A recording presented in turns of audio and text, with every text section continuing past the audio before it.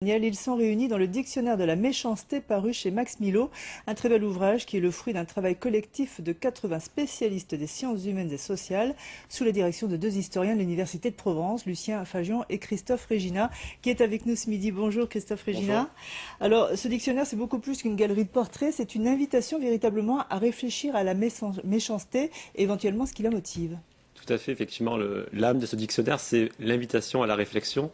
On n'a pas voulu proposer des portraits qui, par ailleurs, ont déjà été brossés, mais véritablement réfléchir à la construction de ces méchants et donner une matière à réflexion. Surtout qu'aujourd'hui, il me semble, non seulement la méchanceté est très actuelle, mais elle s'exprime aujourd'hui de façon, hélas, triste dans les médias. Oui, on le voit un peu tous les jours dans notre journal. Alors, il y a 169 exemples au total, issus de l'histoire, de la mythologie, des vrais méchants qui ont existé, qui ont marqué l'histoire, et puis d'autres qui sont issus de la fiction. Pourquoi avoir voulu les faire se côtoyer dans cet ouvrage? Alors justement, on n'a pas imposé donc aux contributeurs donc des notices. On a laissé libre cours à leur imagination, je dirais, et c'est vraiment en leur fort privé qu'ils ont proposé des figures de la méchanceté. Et c'est pour ça qu'on a une cohabitation en fait entre figures historiques et figures fictives. Et en fait, les méchants des contes ont aussi un rôle éducatif. Tout à fait.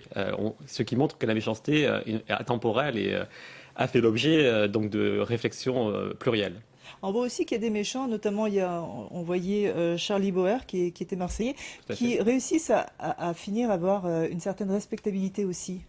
Oui, vous évoquez le cas de Charlie Bauer, mais c'est un peu comme Bonnie and Clyde, enfin, dans une autre mesure, qui aujourd'hui ont, comment dirais-je, une image assez positive, mais justement dans le dictionnaire on montre qu'elle n'est pas aussi lisse et positive que le cinéma donc nous l'a restituée. Alors vous parlez aussi des concepts de la méchanceté, de la cruauté. Qu'est-ce qui sépare finalement la méchanceté de la cruauté? Est-ce que c'est l'intention qu'on y met? Alors là, c'est une question qui est assez complexe, mais effectivement, donc dans ce dictionnaire, donc la méchanceté, c'est l'entrée, en fait, et on déplace le curseur entre la méchanceté et la cruauté, et les portraits qui sont proposés justement déclinent ce déplacement de curseur entre ce qui est méchant et qui peut être anodin et ce qui relève du cruel et qui est une forme de méchanceté extrême. Merci beaucoup d'être venu en parler, Christophe Régina, sur ce plateau. Et effectivement, comme